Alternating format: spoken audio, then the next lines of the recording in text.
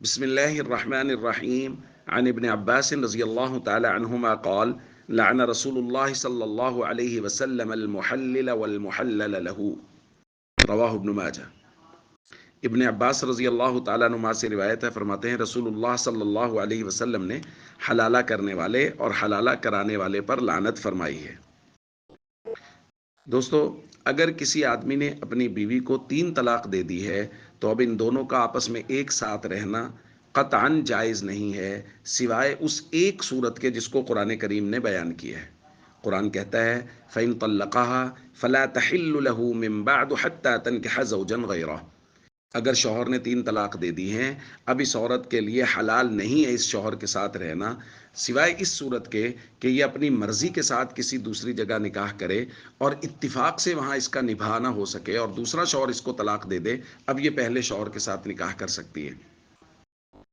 دوستو، یہ ایک صورت ہے اور اس میں جو فلا تحلو کا لفظ ہے، اسی سے ہی لفظ حلالہ نکلا ہے کہ اتفاق سے نبھا نہیں ہو سکا اور دوسرے شوہر نے طلاق دے دی تو اب یہ حلال ہو گیا ہے کہ یہ پہلے شوہر کے پاس آ جائے۔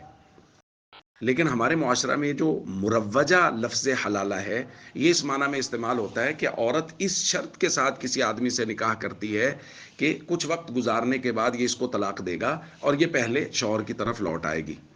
اس شرط کے ساتھ یہ نکاح کرنا، اس کی صورت یہاں قرآن یہ احادیث میں بیان کی گئی ہے، اور نبی کریم صلی اللہ علیہ وسلم نے ایسے شخص پر لعنت کی ہے جو حلالہ کرتا ہے اور جو حلالہ کرواتا ہے۔ اس لیے یہ جو ہمارے یہاں ایک ڈگر چل پڑی ہے کہ بغیر سوچے سمجھے 3 طلاق دے دینی ہے، جذبات میں بہہ کے 3 طلاق دے دینی ہے، غصے میں 3 طلاق دے دینی ہے، اور اس کے بعد پھر عذر کرنے بچوں کا کیا ہوگا جی، اور ہمارا خاندان کا کیا ہوگا۔ بھائی، یہ طلاق دینے سے پہلے سوچنا چاہیے تھا نا، جیسا کہ ہم کئی دنوں سے بات کر رہے ہیں کہ اس کے آداب کو سیکھنے کی ضرورت ہے، علماء سے اس کے مسائل کو سیکھنے کی ضرورت ہے، تو یہ پہلے سوچنا چاہیے تھا۔ تو اس لیے یہ جو پھر بعد میں مشورہ مانگنے لگ جاتے ہیں کہ جی کوئی ایسی صورت نکال دیں، کوئی حلالہ وغیرہ کی، بھائی یہ کوئی صورت نہیں ہے۔ اگر کوئی آدمی اس کا مشورہ دے گا تو وہ بھی اس لعنت کا مستحق ہوگا، یاد رکھیے گا، اور جو آدمی کر رہا ہے وہ بھی لعنت کا مستحق ہے، جو کروا رہا ہے وہ بھی لعنت کا مستحق ہے۔